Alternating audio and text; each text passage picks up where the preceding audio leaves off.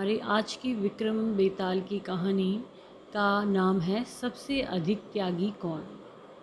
एक बार फिर से राजा विक्रमादित्य ने बेताल को अपनी पीठ पे लादा और उसको लेके जाने लगे योगी के पास।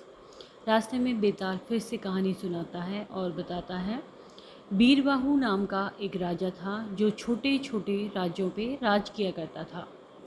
राजा अनकपुर नामक राजधानी में रहता था।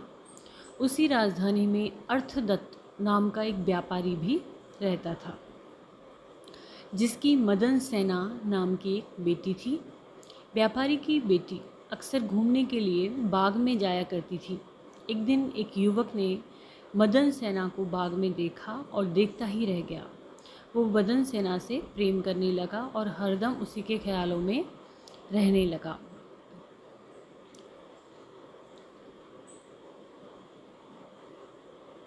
एक दिन हिम्मत करके युवक बाग में गया। वहाँ मदन सेना अकेले बैठी थी। उसने नवयुवती को बताया, मेरा नाम धर्म सिंह है और मैं आपकी खूबसूरती पर फिदा हो गया हूँ। व्यापारी के बेटे ने उत्तर दिया, मुझसे तुम दूर रहो, मैं किसी और की अमानत हूँ। व्यापारी की बेटी ने ये कहा। धर्म सिंह उसकी बात नहीं सुनता और उससे विवाह का आग्रह करता है। फिर मदन सेना बताती है, मेरा विवाह समुद्र दत्त के साथ तय हो गया है और मैं इस प्रस्ताव को स्वीकार नहीं कर सकती हूँ। इतना सुनते ही धर्म सिंह दुखी हो गया। गुस्से में उसने मदन सेना से कहा, अगर तुम मेरी हुई तो मैं अपनी नस काट लूँगा। यह सुनकर मदन सेना बहुत डर गई। मदन सेना ने उसे वचन दिया कि वो ठीक 5 दिन बाद उससे मिलने के लिए आएगी। यह सुनकर धर्म सिंह खुश हो गया।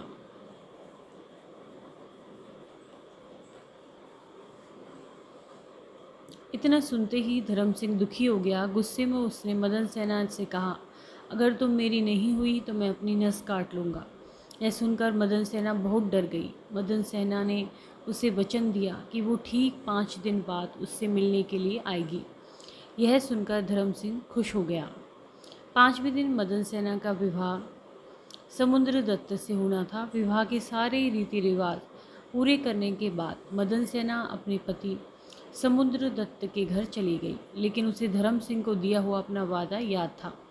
पति जैसे ही मदन सिंह के पास जाता है तो वह उससे कहती है पति जैसे ही मदन सेना के पास जाता है तो वो उससे कहती है कि मुझे आपसे बहुत ज़रूरी बात करनी है। वो बताती है, मुझे एक लड़के से मिलने जाना है जिसे मैंने शादी से पहले आज के दिन मिलने का वचन दिया था।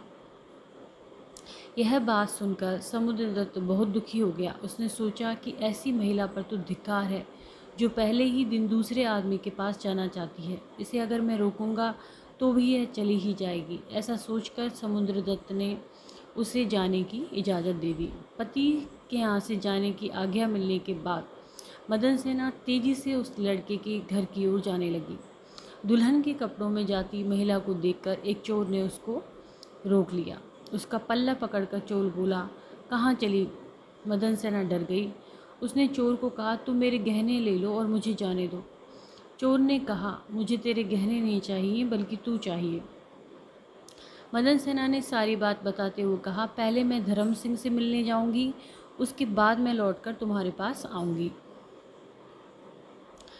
चोर ने पूछा, तुम शादी के पहले दिन ही अपने पति को छोड़कर जा रही हो? लड़की ने जवाब दिया कि वो अपने पति की इजाज़त लेकर जा रही है। यह सुनकर चोर ने कहा, जब तुम्हारा पति तुम्हें भेज सकता है तो जाओ, मैं भी तुम्हें जाने देता हूँ, पर वहाँ से लौटकर सीधे तुम मेरे पास आना।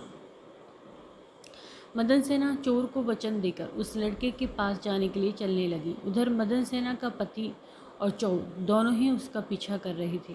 चलते चलते मदन सेना धर्म सिंह के घर पहुंच गई। उसने मदन सेना को शादी के जोड़े में देखकर पूछा, अरे तुम मुझसे विवाह करने के लिए शादी का जोड़ा पहन कर आई हो? मदन सेना ने उसे बताया कि उसकी शादी हो गई है। इतना सुनते ही लड़के ने कहा, तुम कैसे अपने पति से बचकर यहाँ आ गई?